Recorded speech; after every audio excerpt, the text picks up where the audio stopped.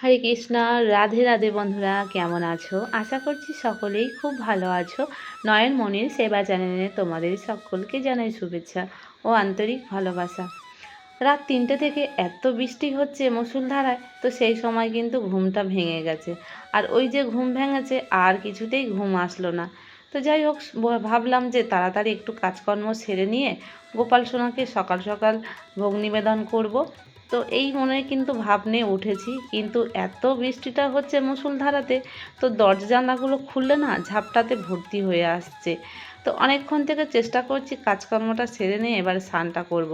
যেহেতু আজকে দ্বাদশী, সকাল সকাল একটু ভোগ টোগগুলো নিবেদন করে তারপরে প্রসাদ পাবো। আগের দিন থেকে উপোস, একাদশীর দিনে একাদশী উপোস করলে একটু কষ্ট মতন হয়। তো যাই হোক, সকালবেলা উঠে স্নান টানগুলো সেরে নিয়ে ফুল টুলগুলো তুলে নিলাম, তারপরে গোপু সোনার বাবাকে ডেকে দিলাম।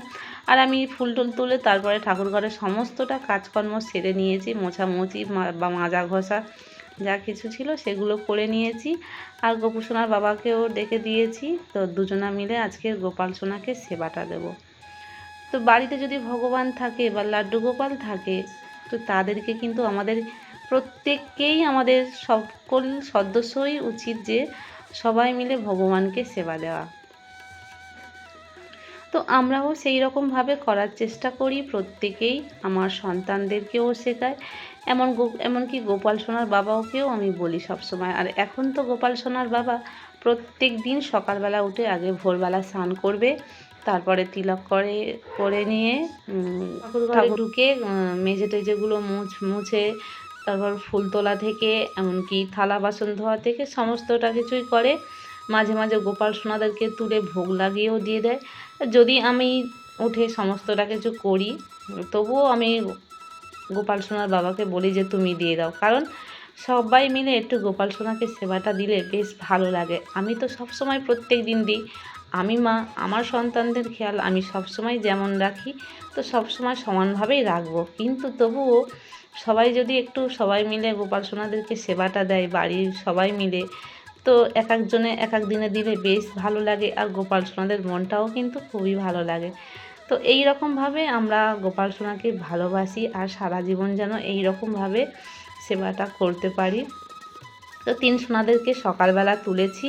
আর এতটা বৃষ্টি হয়েছে না, সাইডে কিন্তু ভালো জল পড়েছে। তোমরা দেখেছো হয়তো, একটা গামলা বসানো ছিল, তো ওই গামলাটা ওখানে দিয়েছি, কারণ ছিটকে জলটা পড়ে না আর গোপাল সোনার গায়ে লাগবে, ওই জন্যে গামলাটা দিয়ে ওর মধ্যে একটা কাপড় দেওয়া হয়েছে, কারণ যাতে না ঠিকরে গায়ে জলটা আসে। আর যখন শয়নে দিয়েছিলাম, আজকের কিন্তু পাশভাবে গোপাল সোনাদেরকে বিছানাটা করিয়েছি। ওই যে বললাম, অ্যালবেস্টার থেকে একটু করে জল পড়ে, আর যখন খুব ভারী বৃষ্টি হয় তখন কিন্তু ওপর থেকে জলটা আসে।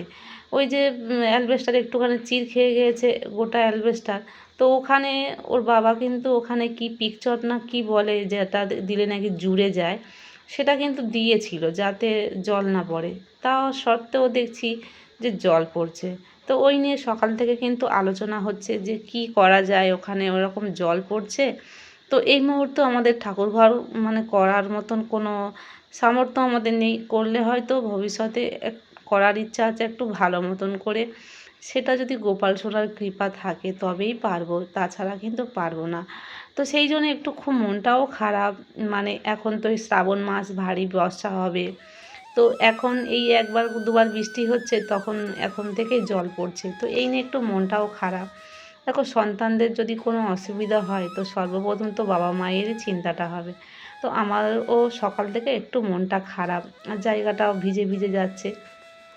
রাত্রে যদি আজকে সারাদিন যদি বৃষ্টি হয়, রাত্রে কিন্তু এখানটায় শয়নটা দেয়া যাবে না, একটু টেবিলটা সরিয়ে দেবো বলে ভাবছি।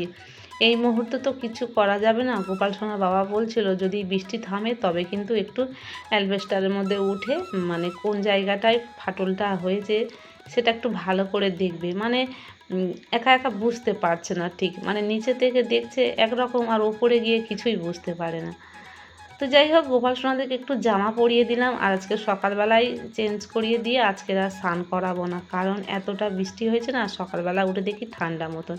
তাই 3 জনকে একেবারে জামাগুলো ধোয়া জামা কাপড় পরিয়ে দিচ্ছি ঠান্ডা মতন আছে বলে।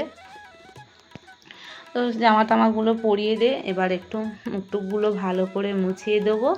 তো দেখো আমার সোনামণিদেরকে আমি কিন্তু এই রকমভাবে খেয়াল রাখি, আর তোমরাও প্রত্যেকেই যারা ভালোবাসো গোপাল সোনাকে ঠিক এই রকমভাবে খেয়াল রেখো, যেন শুধু গোপাল সোনাকে এনে বাড়ির মধ্যে ভেবো না যে বাড়িতে একটা ভগবান রয়েছে বা ঠাকুর ঘর রয়েছে, এই রকম ভেবো না। সন্তানের মতন তাকে ভালোবাসো, সব কিছুর দিকে খেয়াল রাখো যেরকম আমার মধ্যে হচ্ছে। কারণ আমার যে গোপাল সোনার কাছে জলটা পড়ছে, আমি কিন্তু সারাক্ষণ ছুটে ছুটে এসে দেখছি, আর সেখানে যাতে না জল গোপাল সোনার গায়ে লাগে, তো সেই রকমভাবে ব্যবস্থাটাও নিচ্ছি। তো এইটাই আমার মানে মনের মধ্যে সবসময় আকুর পাকুর হচ্ছে যে আমার গোপাল সোনার, ছোট্ট গোপাল সোনারা উপরে বসে আছে, ওদের গায়ে হয়তো জল পড়ছে। তো এই ভালোবাসাটা, এই যে আন্তরিকতাটা আমার গোপাল সোনা আর আমার মধ্যে রয়েছে, এটা একটা যেমন মা আর সন্তানের মধ্যে যেমন টানটা থাকে, তো সেই রকম। তো আমার মিষ্টি সোনাদেরকে আমি যেন সারা জীবন এইরকম ভালোবেসে যেতে পারি, আর যতদিন পারবো আমার গোপাল সোনাদের সেবাটা আমি যেন ভালোভাবে করতে পারি, এটাই আমার গোপাল সোনার কাছে তো আমি সবসময় প্রার্থনা করি। তো গোপাল সোনাকে আজকে সকালবেলার একটু ভোগ নিবেদন করবো। মিষ্টি রয়েছে, আগের দিনে রাত্রে মিষ্টি ছিল রসগোল্লা। তো আগে তো একাদশী ছিল, একাদশীতে মিষ্টি খাইনি, তো রেখে দিয়েছিলাম। গোপাল সোনাদেরকেও রাত্রে তখন শয়নে দেওয়া হয়ে গেছে, তো সেই সময় আর দেওয়া হয়নি, তো রেখে দিয়েছিলাম। আর গোপাল সোনার বাবাও ফুল টুল তুলে সমস্তটা কিছু, আমিও ফুল তুলেছি, গোপাল সোনার বাবা এদিকে সমস্তটা কিছু জোগাড় করছে। আকাশটা এতটা মেঘ হয়ে আছে, মনে হচ্ছে যেন খুবই ভারী বৃষ্টি হবে। তো যাই হোক, একেবারে গোপাল সোনাদেরকে দুপুরের মতন স্নানটা করাবো না, তো সেই জন্য একেবারে ভালো করে সাজিয়ে গুজিয়ে, সাজিয়ে বলতে গেলে অন্য কিছু যে ওদের শৃঙ্গার করিয়েছি তা না, জামা টামাগুলো চেঞ্জ করালাম, ফুল টুলগুলো ভালো করে দিয়ে সাজাবো। আর গোপাল সোনার বাবাও অপেক্ষা করছে। আজকে যেহেতু দ্বাদশীর পালনটা করে গোপালকে ভোগ লাগিয়ে সেই প্রসাদ মানে পেয়ে তবে কিন্তু বার হবে। তো প্রত্যেক দিন গোপাল সোনার বাবাও এইরকম করে। তো আমাদের বাড়িতে সবাই গোপাল সোনাকে ভালোবাসে, তো সবার আগে যা কিছু আসে, তো আমরা ভাবি যে আমার সোনাকে আমি আগে দিয়ে আসি। তো দেখো আমার সোনাদেরকে সাজিয়ে নিয়েছি, আর দেখতে পাচ্ছ বৃষ্টিটা মানে পড়ছে বলে আমার গোপাল সোনাদেরকে কিন্তু এক ধারের মধ্যে আমরা রেখেছি, ছোট জায়গার মধ্যে। তোমরা হয়তো ভাবছো যে এত ধারে কেন বসিয়েছো গোপাল সোনাকে, ওই দিকটায় কিন্তু অনেকটা ভিজে গিয়েছে, ওখানে একটা মোটা কম্বল মতন দেওয়া হয়েছে। আর একটা হাতে সন্দেশ দিয়ে দিলাম গোপাল সোনাকে, আর রসগোল্লা দিয়ে দেওয়া হলো, সঙ্গে একটু জল দেওয়া হলো সকালবেলা। আবার একটু বেলাতে যদি কোনো কিছু করি তখন আবার এসে দিয়ে যাব।